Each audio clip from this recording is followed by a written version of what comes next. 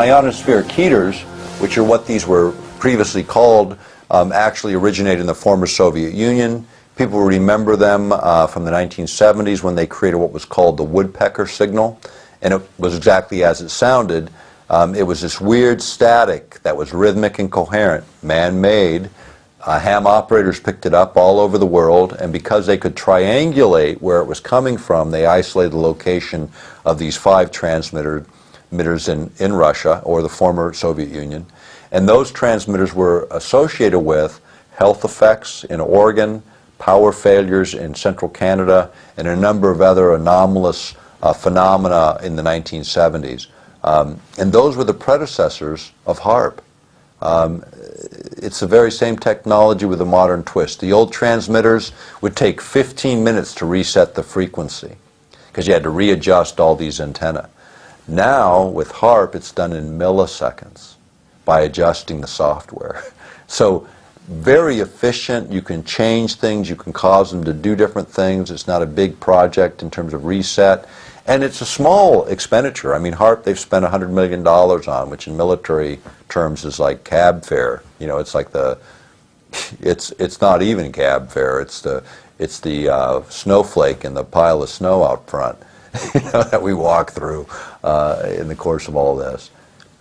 But when you look at the impact of each of these technologies that we've touched on today, it's not the same game anymore. These are earth-shaking technologies, the very technologies that will either transform or enslave.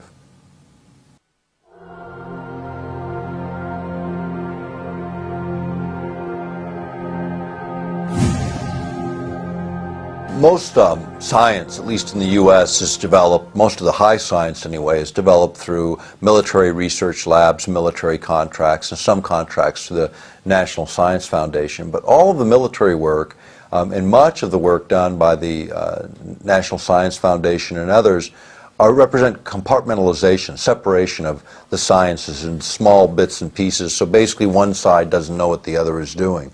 In fact, the first paper I ever presented at 19 was on the contrasting sort of our approach of compartmentalization in our approach to science and the Russian approach, or the Soviet approach at that time, which was to use generalists, to take people from all disciplines, integrate them into the same room so that you could develop the higher ordered thinking, because then you brought all of these various disciplines, even when they didn't seem to fit, you brought them together and they tended to feed off of each other in a way that built better and more comprehensive science. In fact, as it relates to electromagnetic exposures, the science developed in the Soviet Union said, and they set the regulations, not that they enforced them, but they at least had them on the books, they were 1,000 times more stringent than the U.S. standards in the same areas because of that integrated approach. When you look at the productive capacity of the USSR during the Cold War, they couldn't produce their way, you know, into an outhouse. It was a mess. But what they could do is compete on science. And the way they competed on science with us, and were able to not only excel in some areas, surpass us in others, and stay up with us in most, was by integrated science, as opposed to compartmentalization. It's cheaper, it's more efficient, and it yields usually better results. On the U.S. side, we do the opposite. We continue that model of compartmentalization to the detriment of really good science, and at a huge, huge economic cost. The duplication within that system, the cost of man-hours within that system, and the waste that's created in that system. Now, what does that all mean in the broader context of global science? You know, the U.S. spends in their regular defense budget somewhere around $700 billion a year, which is a big number. You know, we've got a couple wars going on top of that. The Chinese spend about 80 billion is what our intelligence tells us, at least that's what's publicly released.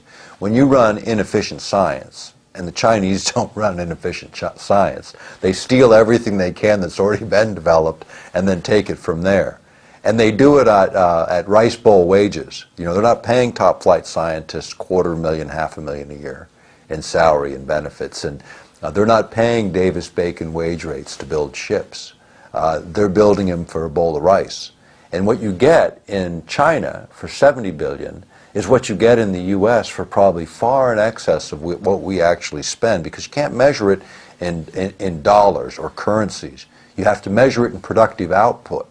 And what the Chinese are doing with their productive output is making sure that they can move millions of men and women in their armed services anywhere they want to put them on the planet.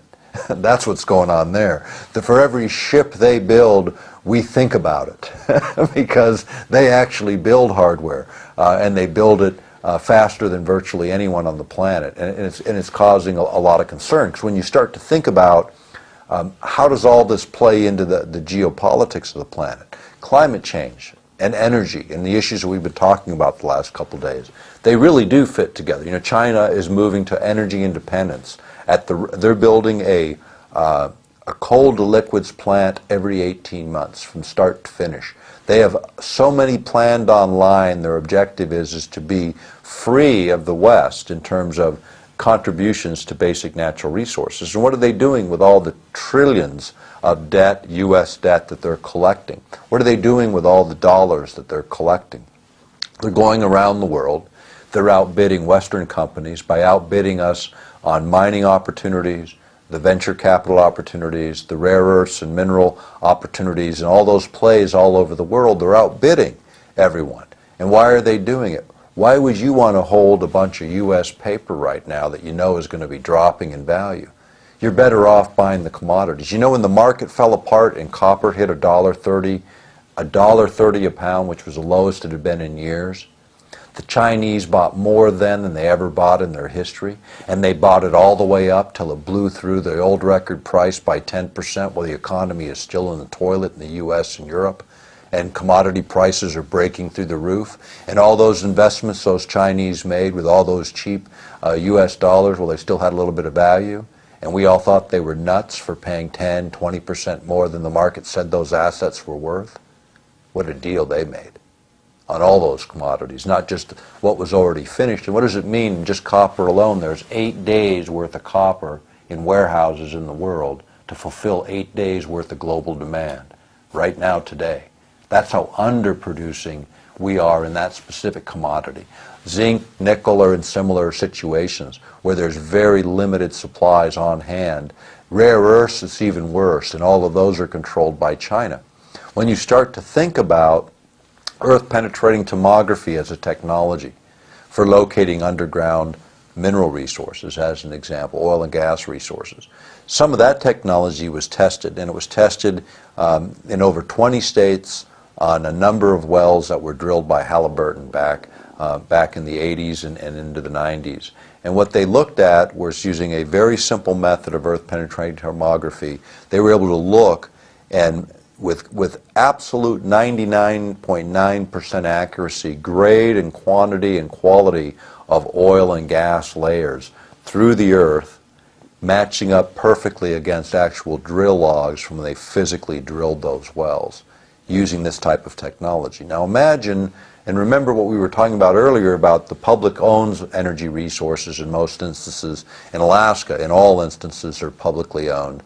But if you could with certainty image the underground geologic structures and know exactly where oil and gas is, now you no longer have risk associated with the drilling activity, which is why everyone says, you know, we ought not to be in the energy business. But when you can define where those deposits are, then you can maximize or optimize what you get on the lease, because now everyone has good information. People want to bid on that lease competitively. You're going to optimize the public's return on those resources. So using our technology for doing some things maybe makes a lot of sense, but there's lots of ways to do earth-penetrating tomography and to identify those mineral resources and oil and gas resources. HAARP is one of those technologies that perhaps we could use in this way.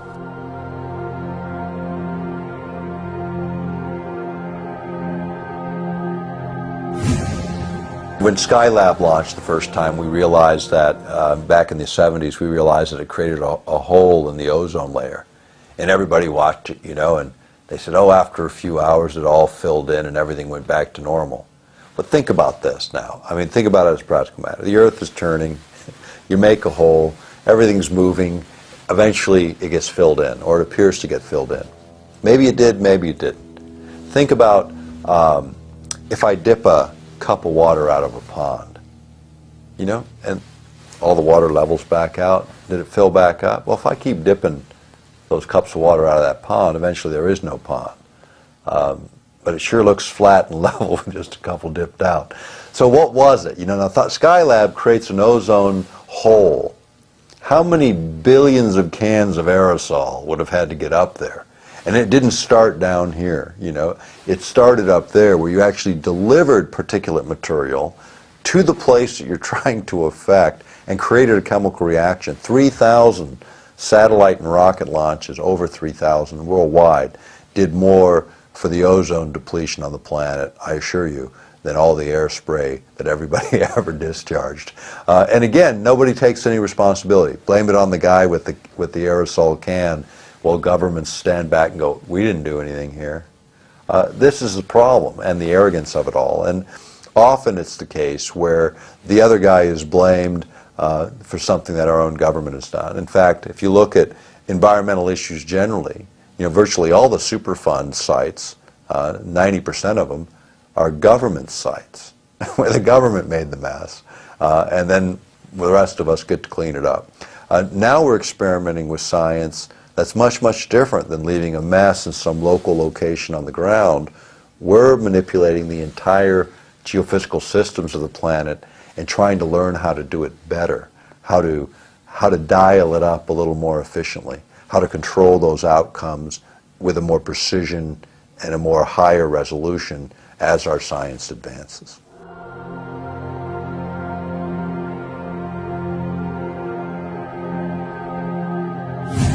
We've written the book Controlling the Human Mind, and we wrote and produced the video Mind Control, which Alex has carried for years. And I always consider that the most important work. Even when you associate some of the mind effects things with HAARP, they're big and they're important.